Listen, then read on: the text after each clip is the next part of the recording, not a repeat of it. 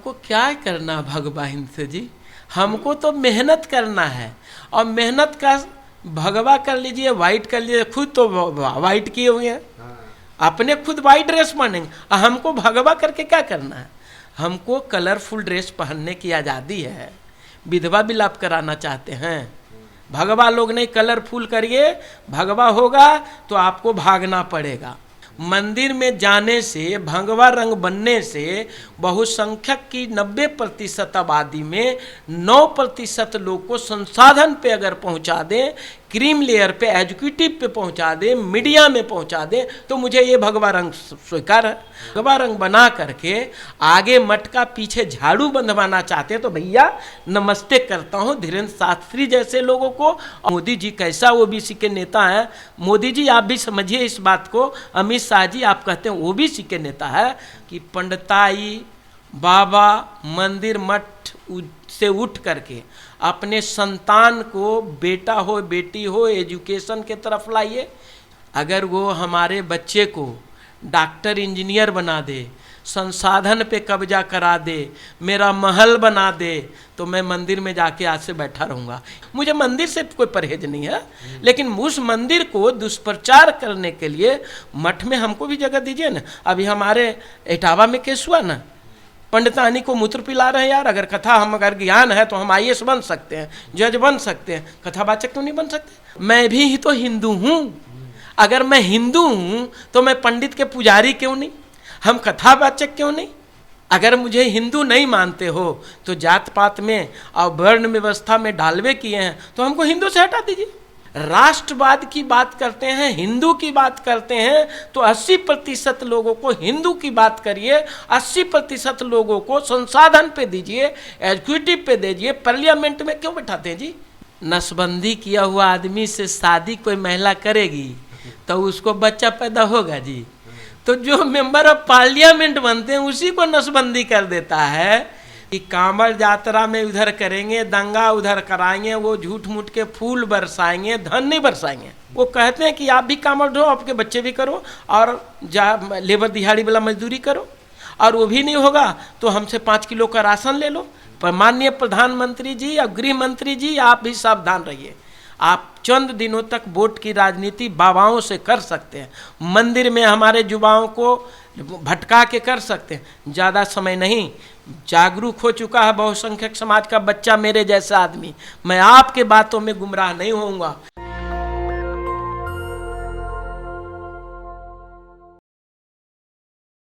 बिहार में चुनाव होने वाले हैं, लेकिन उससे पहले चुनाव आयोग ने बड़ा पेच फंसा दिया है। स्पेशल इंटेंसिव रिवीजन को लेकर बवाल मचा हुआ है। तमाम पार्टियां आरोप लगा रही है कि इलेक्शन कमीशन जो है, चुनाव आयोग, वो बीजेपी दफ्तर से चलाया जा रहा है, क्योंकि इसमें कहा जा रहा है कि कम से कम इलेक्शन कमीशन ये खुद मान के चल रहा है कि 2 करोड़ वोट जो है, 20% वोट जो है वो कटने की उम्मीद है। अब इसके पीछे की क्या राजनीति है, इसे समझने के लिए हमारे साथ मौजूद है अनिल पटेल जी। बहुजन चिंतक है, बहुत कई लेवल पे काम कर रहे हैं बहुजनों के लिए, और बहुजन थिंकिंग समझते हैं कि आखिर सबसे ज़्यादा जो इफ़ेक्ट होगा इसका, वो सबसे ज़्यादा बहुजनों पे होगा। सर क्या लग रहा है, ये जो SIR कराया जा रहा है बिहार में, इसके पीछे क्या मंशा है? बहुत बहुत धन्यवाद पहले नेशनल दस्तक का, फैसल जी आपका, और आपके कैमरामैन का, और इनके एडिटर शंभू जी का, कि आपने मुझे इस बात के चर्चा में शामिल किया है। देखिए स्पष्ट है कि जब से जो सत्ता होती है, जो सत्ता चाहती वो करती है। और जो सत्ता में लोग कौन है, पूर्व से 35 साल से सत्ता बिहार में चल रही है, बहुसंख्यक समाज के लोग सत्ता में हैं, लेकिन आज जो सत्ता है वो हिंदू राष्ट्र वाला सत्ता है। आज जो सत्ता है वो लोगों को फिर से गलत में डालने वाला सत्ता है। चूँकि बिहार एक ऐसा प्रदेश है जहाँ पे मंदिर मस्जिद से दूर बना करके लोग हिंदू मुस्लिम सिख ईसाई हम सब भाई भाई के रूप में थे, उसको सब खंडन करने के लिए।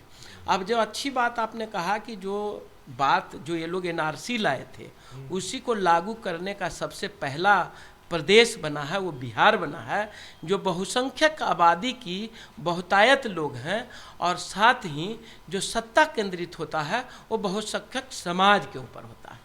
भारतीय जनता पार्टी किसी न किसी तरह से हमारे बहुसंख्यक नेता के कंधे पे रख करके वो पार करना चाहती है।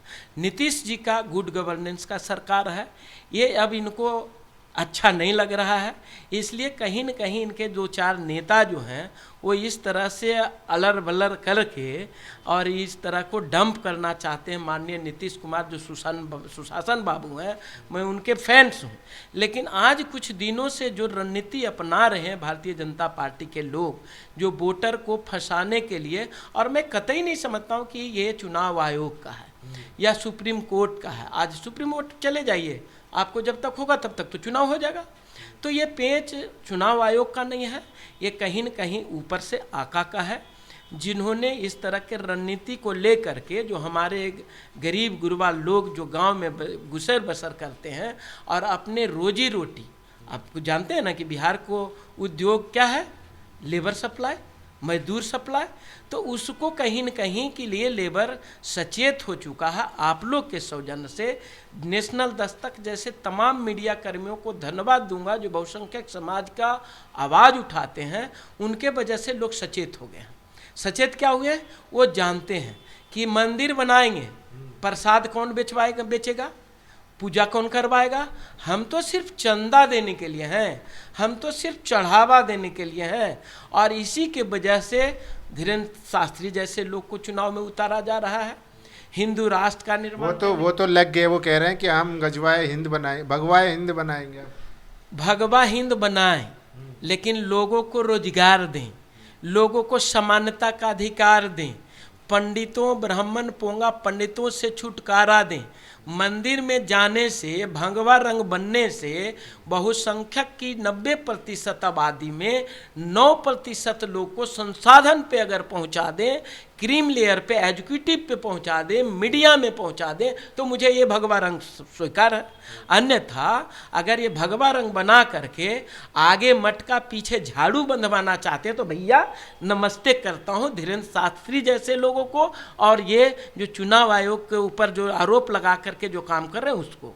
इसलिए मुझे नहीं चाहिए वो। आपको नहीं चाहिए, क्या बात कर रहे हैं, क्योंकि सबसे ज़्यादा जो है ओबीसी समाज ही जो है हिंदुत्व का झंडा डोरा है। ये आपने बिल्कुल सही, गुज्जर हो, पटेल हो या कोई भी, आपने बिल्कुल सही कहा, क्योंकि सबसे पहले मैंने भी ढोया है, पहले अंधविश्वास में मैं भी था, लेकिन जब से जागृति आई, जब से हमने बाबा साहब को पढ़ा, जब से लोगों को देखा, जब ने देखा पक्षपात होते हुए देखा, आफ्टर कॉलेज जब पक्षपात कि कोटे से आए हो या इस कास्ट के हो, तब हमने समझा कि नहीं ये चीज़ें गलत है। और इसी का एक जीता जागता उदाहरण बिहार में जो प्रयोग किया जा रहा वो भी है, गांव गिराव में रहने वाले लोगों को 11 तरह के दस्तावेजों में 2 दस्तावेज कहाँ से बना लेगा, किसके पास इंटरनेट है। आपने इंटरनेट दिया, वो तो लेबर उद्योग, वो तो क्या बोलते हैं, मटका खुरपी बेलचा उठाने वाला उद्योग बनाया। जो लेबर भट्टे पे काम करने के लिए चले जाते हैं वो कहाँ से आपके दस्तावेज कर पाएंगे। भाई एक चीज़ और बता देता हूँ, बिहार में बड़े पैमाने पे धांधली ये लोग करा रहे हैं, जिनके पुश्तैनी घर है उसके ऊपर मकान नहीं बनवा रहे हैं, प्रधानमंत्री आवास योजना, खेतों में जाके बनवा रहे हैं, खेतहर को दे रहे हैं। तो ये सब पॉलिसी जो आगे बढ़ेगा वो आगे बढ़ते रहेगा। ये गरीब को गरीब रखना चाहते हैं, इसीलिए अच्छे गवर्नेंस अपने लोगों को ना चुन ले, ये हारे हुए लोग हैं। नीतीश जी भी अगर इनके साथ रहेंगे और हारेंगे। और मैं आपके माध्यम से 2-3 बातें बता देना चाहता हूँ आपके सवाल से पहले। ये तेजस्वी जी को भी सोचना चाहिए कि माई समीकरण बनाते हैं और फिर डाइवर्ट दूसरे जगह करते हैं। आप एमवाई का वोट के दलितों का वोट लेकर के आप राज्यसभा किसको भेज रहे हैं, जनता आइडेंटिफाई करेगा। जो आदमी जूता में पॉलिश करने के लिए कनॉट प्लेस पे बैठा था कि अब तो आरक्षण लागू हो रहा है, हम लोग तो एजुकेटिव नहीं बन पाएंगे, हमारे बच्चे आगे नहीं ले पाएगा, आज वो हमारी वकालत करना। तेजस्वी जी, इसको आप सावधान होइए।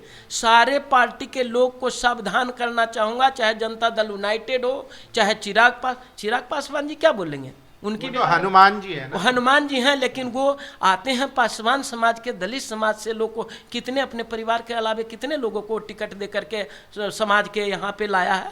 कोई है पासवान समाज के जो मेंबर ऑफ पार्लियामेंट और राज्यसभा बना, कोई है यादव समाज को जो अपने मिलकर वो दूसरे को बनाते हैं। आज जरूरत है बिहार में एक पिछड़े दलितों और मुसलमानों के पार्टी बनाने की, जिसमें कोई फॉरवर्ड ना हो। ये सब को जनता जो देखे, इस चीज़ को समझे कि अपने फॉरवर्ड का है ना हो, वो भी तो समाज का हिस्सा है ना, वो भी तो भारत कि उसके पास न्यायिक चरित्र नहीं है। हम ना जुडिशरी में देख लीजिए, जुडिशरी में है न्यायिक चरित्र जी, और ना आपके मीडिया में है। मीडिया में आप लोग कहाँ बैठे हैं? आज 10 साल से बैठे हुए लोग हैं। आपको एक चीज़ और खंडन कर देता हूँ, अभी नोटिस में आया, आप 10 साल में कोई नेशनल मीडिया आपको नहीं लिया है, न पत्रकार में न कैमरामैन को। लेकिन 4 साल पहले पढ़ी हुई लड़की एक ही घर से संजय जी राजनीति करते हैं, संजय झा जी, और वो बीजेपी के गठबंधन में जुड़े हुए नीतीश जी को अरबलाते गलबलाते रहते हैं, और अपनी बेटी को भेज दिए कहाँ? क्लास 1 के लिए 3 साल की सुप्रीम कोर्ट में। आपको पता है, एक ही एड्रेस एक ही घर, ये कौन सा आरक्षण है जी? ये हमारे नीतीश बाबू को बौड़ाइले रहता है। अभी तक हम लोग जो दलित अत्याचार सुने, कई गो फॉरवर्ड अत्याचार हुआ, कई गो दलित समाज के लोग हैं जो कि अत्याचार किया। नीतीश जी की राजनीति तो अब बदल गई ना, अब वो कह नहीं, उसको सुन लीजिए, उसमें उन्होंने क्या किया है, उसने अभी है जो कि अपर क्लास के आयोग बनाया है। अभी तक हम जब से बचपन में पिछड़ापन होने के वजह से, दलित होने के वजह से, मुसलमान के होने के वजह से लोग प्रताड़ित होते थे, उसके आयोग, और उसके भी आयोग ने बना करके अब फॉरवर्ड क्लास के आयोग बनाया। ये कहाँ ले जाइएगा भाई? आज देश चिन्हित कर रहा, लेकिन दिक्कत तो ये है कि जनता आज गुमराह है, किस पार्टी को दे। एक जो सब जगह से चमचाई करते रहते थे, आज वो अपना पार्टी बना के आए हैं। नीतीश बाबू को ऑलरेडी ये लोग उथल पुथल करते रहता है। तेजस्वी जी को भी नई संज्ञान में है कि M22 समीकरण या दलितों पिछड़ों सबको मिलाइए, और ये आपको काम नहीं देगा। आप समझ लीजिए इस चीज़ को। मैं आपको भी आग्रह करता हूं कि प्रभु, आपका देश है, आपका प्रदेश है, आप शासन करिए, आप अपने लोगों को लाइए जी। तो क्या मानते इसके पीछे वजह? क्योंकि अब जो हमारे जो बहुजन नेता थे नीतीश कुमार या वो, उनको भी हाईजैक कर लिया गया। अब वो भी जो है समाजवाद की जगह राष्ट्रवाद की बात करते हैं। मोदी जी ने जो कह दिया वो सही है, मोदी जी की मोदी लीन हो गए। वो भी ऐसा है कि इसमें मैं आपको बता देना चाहता हूँ कि नीतीश जी कुछ नहीं हुए। थोड़ी मैं समझता हूँ कि कहीं न कहीं उनको परेशानी है, लेकिन उनको भी हटा नहीं पा रहा, क्योंकि उसको किसी भी तरह से नीतीश जी को साथ रख के सत्ता पे चढ़ना है। इसलिए आपके कई सारे नाम बता सकता हूँ, मुझे कोई दिक्कत नहीं, मैं उन लोग से टिकट नहीं मांग रहा हूँ, कि कुछ लोग अपने ही लोगों को पिताजी जदयू में, बेटी चिराग जी के साथ, ऐसे ऐसे लोग को हम एक घर में रह करके, और हम चुनाव में अपने बाप को गाली देते देखे हैं? नहीं देते हैं। अपने पिता को जिताने के लिए जेडीयू में, आप बेटी को जिताने के लिए उधर।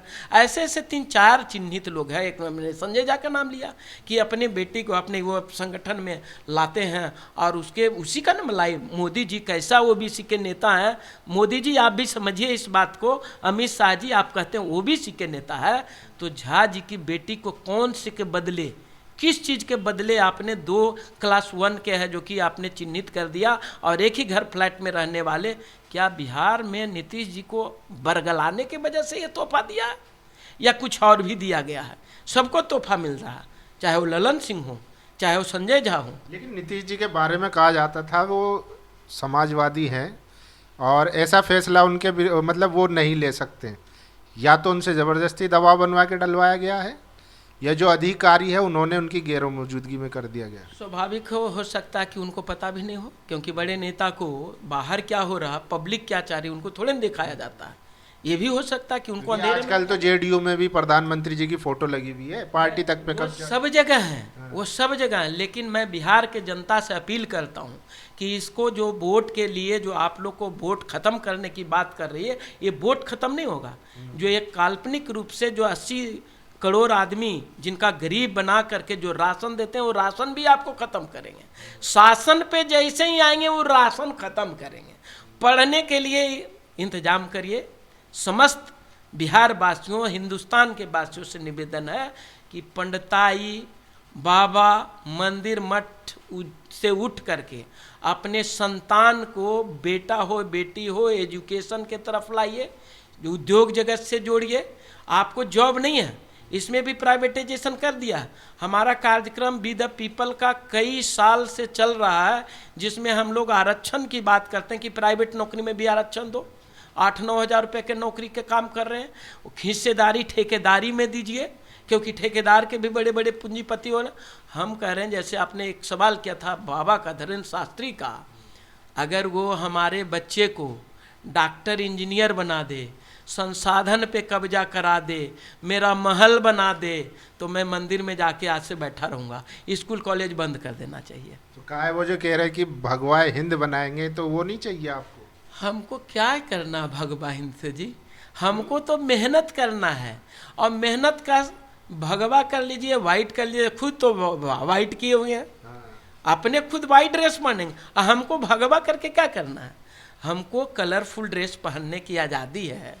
विधवा विलाप कराना चाहते हैं हम लोग? स्वतंत्र हैं देश के। अब तो हमारी माता बहनें भी जो बीडो हो जाती हो, बाल भी रखती है, कलरफुल कपड़ा भी पहनती है, श्रृंगार भी करती, वो आप ही के राज था, मनुस्मृति का राज था, जिसमें महिलाओं को बाल कटवा देते थे, सफ़ेद कपड़े पहना देते थे। लेकिन सफ़ेद कपड़ा तो आज राजनीतिक का है। हम भगवा से क्या मतलब है हमको? हम भगवा होने के लिए नहीं दे रहे हैं। भगवा लोग नहीं, कलरफुल करिए, भगवा होगा तो आपको भागना पड़ेगा। तो भगवा नहीं चाहिए? बिल्कुल नहीं चाहिए भगवा। भगवा कलर से हमको मतलब नहीं है। जो राजनीति में तुष्टीकरण की बात होती है, सत्ता कब जाने की बात होती है, मुझे मंदिर से कोई परहेज नहीं है, लेकिन उस मंदिर को दुष्प्रचार करने के लिए मठ में हमको भी जगह दीजिए ना। अभी हमारे इटावा में केस हुआ ना, पंडितानी को मूत्र पिला रहे हैं यार। अगर कथा, हम अगर ज्ञान है तो हम IAS बन सकते हैं, जज बन सकते हैं, कथावाचक क्यों नहीं बन सकते? मंदिर के पुजारी क्यों नहीं बन सकते हैं? हम अच्छे ज्ञान हम अपना भी देंगे। नहीं तो आप उनके प्रोफेशन में क्यों जाएंगे?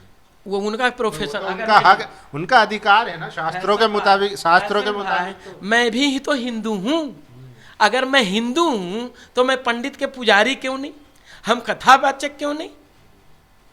अगर मुझे हिंदू नहीं मानते हो तो जात पात में और वर्ण व्यवस्था में ढालवे किए हैं तो हमको हिंदू से हटा दीजिए। वोट लेने के लिए हिंदू नहीं, हिंदू हैं आप, लेकिन कथावाचक तक नहीं पहुंच सकते।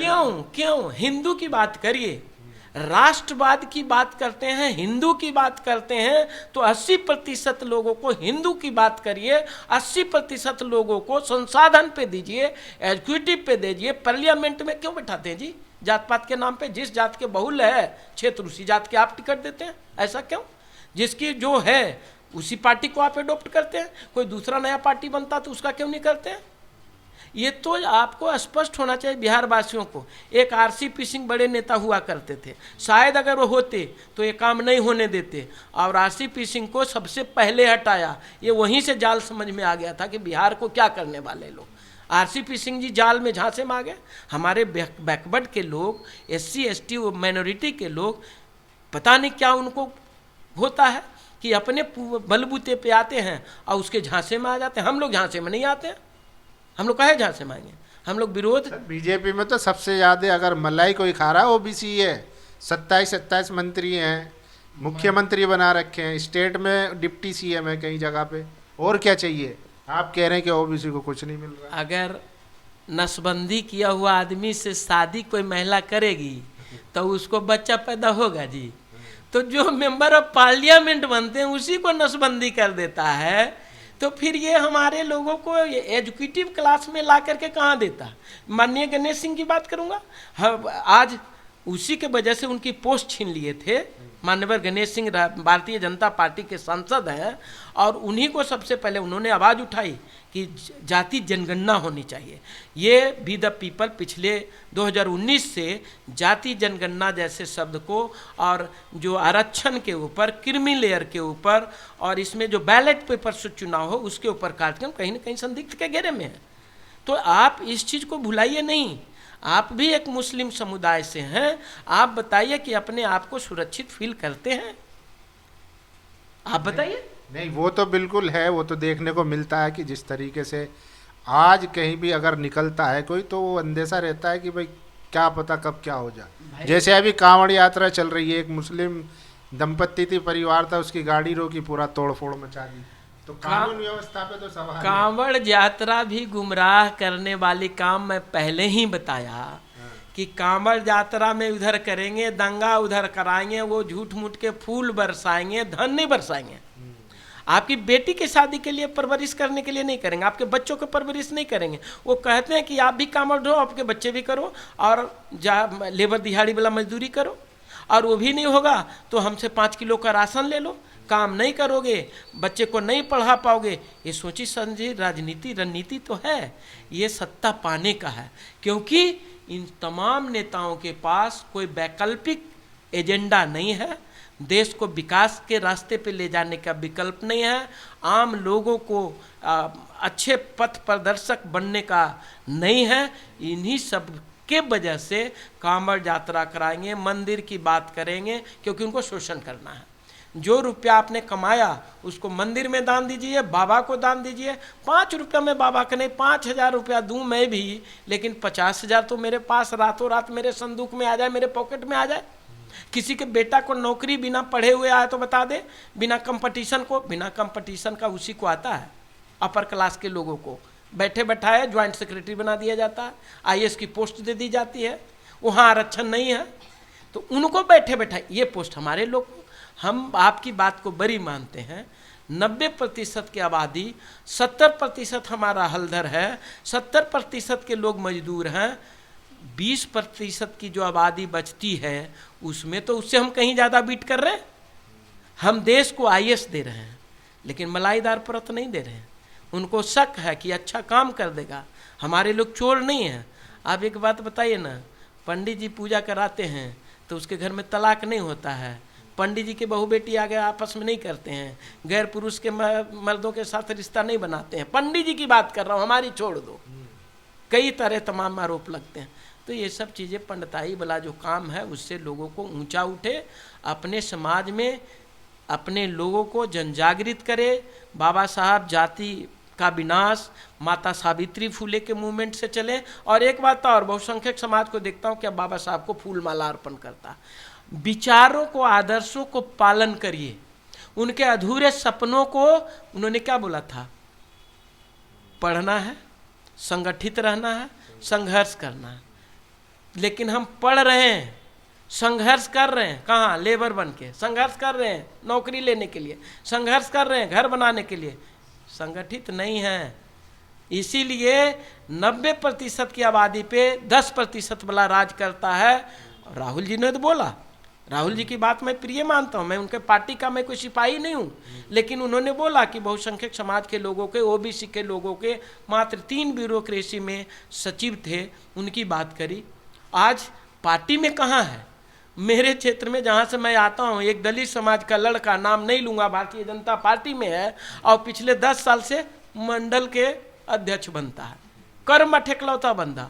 आप RSS में मैं ज्वाइन करूँगा, लेकिन वहाँ पे भी आगे नहीं। हमको सिर्फ झंडा और डंडा दे के भेजते हैं। झंडा डंडा आप करते रहो, अपने बच्चे को विदेश भेज के पढ़ाई कराएंगे और हमारे बच्चे को झंडा डंडा हम भी कहेंगे बेटा चल दो। आदमी कम होगा तो हम भी क्या करेंगे, बेटा को उठा लेंगे, बीवी को उठाएं, चलो भाई झंडा उठाओ। तो झंडा और डंडा उठाने वाला काम ना करे। आपस में रोजगार जब रहेगा तो आपका सब काम, व्यवसाय से जुड़िए, उत्थान करिए अपने आप को। जो सब स्टेट गवर्नमेंट का, केंद्र सरकार का पॉलिसी है उसको हावी होइए, उसको लीजिए। बहुत सारे काम हैं, लेकिन आप दिहाड़ी मजदूर, बिहार के समस्त राजनीतिक पार्टियों से अपील करता हूं कि इस उद्योग धंधा को बंद करके उद्योग धंधा, छोटे छोटे कुटीर उद्योग लगा दे। आज मेरी माताएं और पुरुष यहाँ दिल्ली और अन्य जगह जा करके 10 से 15 हज़ार रुपये कमाती है, 15 से 20 हज़ार के नौकरी को लेने के लिए 2 लाख रुपये का रिश्वत देते हैं। अगर 10-20 हज़ार जो 2 लाख रिश्वत देते हैं, उससे अगर थोड़े मोड़े काम, बहुत तरह के छोटे छोटे काम हैं, आपके पास प्रोडक्ट है, गवर्नमेंट की मशीनरी देने के लिए भी है, फंडिंग भी है, काफ़ी अच्छे अच्छे हैं, इसको जानकारी लीजिए, इंटरनेट के थ्रू जानकारी लीजिए, अपने बच्चे को इंटरनेट को सिखाइए और जानकारी लेकर के छोटे छोटे कुटीर उद्योग लगाइए और जो भी गवर्नमेंट का है उस चीज़ को लीजिए। आज जो मैंने अभी बोला आवास, प्रधानमंत्री आवास ना लेकर के अपने भाई अपने बेटे को खुद आवास बना पाएंगे जब आप छोटे छोटे रोजगार करेंगे। सरकार को भी कहूँगा कि गांव में जो बोट कटवा रहे हैं उनको संसाधन युक्त करिए, आप मॉनिटरिंग कमेटी बनाइए, कौन आदमी किस चीज़ की ज़रूरत है, ग्रेजुएट कितना। हम लोग क्यों जाति जनगणना की बात करते थे? जाति जनगणना हम कास्ट की जानकारी थोड़ी चाहते थे, हम तो चाहते हैं कि भाई समाज में किस समाज में कितना ग्रेजुएट है, उसका प्रतिनिधित्व कितना है, किसके कच्चा घर है, किसके पक्का घर है, किसके पास कोई भी भूमि नहीं, किसके पास भूमि है, वो सब जब चिन्हित होगा तो जो निचले पायदान पे होगा उसको हम विकास के रास्ते पे लाएंगे। तभी प्रधानमंत्री जी का हम जो बात करते हैं देश को विश्व गुरु बनाने का तब करेंगे। माननीय प्रधानमंत्री जी या गृह मंत्री जी, आप भी सावधान रहिए। आप चंद दिनों तक वोट की राजनीति बाबाओं से कर सकते हैं, मंदिर में हमारे युवाओं को भटका के कर सकते हैं, ज़्यादा समय नहीं। जागरूक हो चुका है बहुसंख्यक समाज का बच्चा, मेरे जैसा आदमी, मैं आपके बातों में गुमराह नहीं होऊंगा, इसलिए मैं सबको सावधान करना चाहता हूँ। आज शिक्षित, संगठित, संघर्ष, ये तीनों चीज़ करके मंदिर से हमको कुछ नहीं मिलेगा। हम बेजा 4 दिन छुट्टी करेंगे, जो दिल्ली में भाई रह रहे हैं वो कामर ढोने के लिए बिहार भी जाएंगे, यहाँ भी लाएंगे, 10 दिन छुट्टी करेंगे, उसका आपका मालिक पैसा नहीं देगा और उसके बदले में कोई बोनस नहीं। ये सरकार साबित करे कि जो कामर ढोने जाएगा उसको 50-50 हज़ार रुपया जहाँ पे छुट्टी कटती है उसको पैसा भुगतान करे, तो किसको भुगतान करेगा? एक बहुत कड़वा बात बोल रहा हूँ जो मैं जानता हूँ, मैं बिहार में जाते रहता हूँ। कृषक का कोई पैमाना है जी? जिसको 2 डिसमिल जमीन उसको भी 6 से 8 हज़ार रुपया, जिसके पास 2 एकड़ जमीन उसको भी 6 से 8 एकड़, जिसको जमीन घर सब चीज उसको भी 5 किलो अनाज। ये सब सिस्टम को ठीक करिए सरकार, आपके बहुत सारे राजस्व बचेगा और उसमें बहुत सारे चीज़ आप सस्ता करिएगा। जो इतने जीएसटी या फीएसटी लगा के रखे हैं, आज लोग आप ही के लोग दुबई में जाके बिजनेस कर रहे हैं, करोड़ों रुपए तक वहाँ टैक्स नहीं मिलता, यहाँ 12 लाख के क्रीमी लेयर लगा के बैठे हैं, जिससे कि लोग अच्छे लोग, हमारा लीडरशिप खत्म हो रहा है। क्रीमी लेयर की मैं बात करता हूँ क्योंकि ये बिहार से संबंधित है। क्रीमी लेयर की वजह से हमारे 12 लाख अब किए हैं, 12 लाख में भी आज के डेट में कुछ है, पहले 6 से 8 लाख था, बहुत हल्ला करने के बाद बढ़ाए हैं साहब। भाई साहब लीडरशिप समाप्त होगा। बिहार की जाति जनगणना कहती, धन्यवाद करता हूं तेजस्वी यादव, नीतीश कुमार जी की सरकार का कि जाति जनगणना इन्होंने करने की अपील की, अपने प्रदेश में किया। मात्र 1% के आदमी बिहार के। अब तो मोदी जी भी कह रहे हैं ना कि हम पूरे देश में कराएंगे, उनका भी धन्यवाद कर दीजिए। ये तो धन्यवाद मैं करता हूं। अभी हमने 23 तारीख को आह्वान भी कर देता हूं, आगामी 23 जुलाई 29 जुलाई हमने धन्यवाद के साथ साथ जल्द जाति जनगणना कराने की अपील करने जा रहा हूं। जाति जनगणना जितना देर बहुसंख्यक समाज के पैरों पे कुल्हाड़ी और सर से धड़ अलग करने की बात, जाति जनगणना वाले लोग भी, आरक्षण वाले भी कमर कस ले कि अपने लीडरशिप को खत्म नहीं होने देना। आज हमारे एग्जीक्यूटिव बन जाता है, एक ब्यूरोक्रेट बन जाता है, एक अच्छे व्यवसाय बन जाता, उस अपने मुंह मोड़ लेता है, समाज से संसाधन नहीं जमा हो पाता। जो कमेरे वर्ग के लोग हैं वो 10,000 रुपया दे करके रैली निकलवाएंगे, उन्हीं लोग का रैली हमारे लोग संपन्न कराते हैं और ये नहीं जानते हैं। एक कहावत है आजकल चलता है कि अगर जो लकड़ी है, पेड़ काटने वाला जो कुल्हाड़ी में लकड़ी ही लगा है, अगर वो ये समझ जाए कि हमारी ही लोग, हमारे ही बिरादरी के लोग मुझे काट रहे हैं, तो कुल्हाड़ी का बेंट नहीं बनता। तो ये हम लोग बेंट बनने के काम करते हैं। मैं आश्वस्त करता हूँ बिहार के जनता को भी और माननीय मुख्यमंत्री को कि ये सब हटाइए, जो पहले लोग हैं उसी से चुनाव कराइए। ऐसू तो आपको 50% वोट होता है जी, 50-60% से वोट ज़्यादा होता है कोई जगह पे। जो कमेरे वर्ग के लोग हैं उनको भी राइट दीजिए ना, ऑनलाइन के थ्रू, मोबाइल के थ्रू सत्यापित करके वोटिंग करने का राइट दे दीजिए। सिस्टम कहाँ है आपका? जो चीज़ बनाते हैं करोड़ों रुपया खर्च करके बर्बाद करते हैं। आधार कार्ड बनाया, बर्बाद कर दिया। चलिए, तो देखिए ये थे अनिल पटेल जी बहुजन चिंतक हैं, लगातार ग्रास रूट लेवल पे काम कर रहे हैं बहुजनों के लिए। और आपको पता चल गया होगा कि इनके पास जो विज़न है वो बहुजनों के लिए कितना काम आ सकता है। जाति जनगणना पर पिछले 5-6 साल से तो मैं खुद देख रहा हूँ कि लगातार जाति जनगणना की मांग को लेकर चाहे सेमिनार करना हो, कुछ भी प्रोग्राम करना हो, रैली सभा कुछ भी हो, लगातार करते रह रहे हैं। जिसका नतीजा ये है कि आज केंद्र सरकार को झुकना पड़ा, उनको कहना पड़ा कि हम जाति जनगणना कराएंगे। बाकी आप लोगों की क्या राय है इस वीडियो पर, अपनी राय जरूर दीजिए। शुक्रिया। नेशनल दस्तक की आपसे गुजारिश है कि अगर इसको बचाना चाहते हैं तो नेशनल दस्तक को सब्सक्राइब करने के लिए रेड कलर के सब्सक्राइब बटन को दबाएं, फिर बेल आइकन की घंटी दबाएं। नेशनल दस्तक को बचाने के लिए बहुत जरूरी है कि हर खबर को शेयर करें, लाइक करें, कमेंट जरूर करें।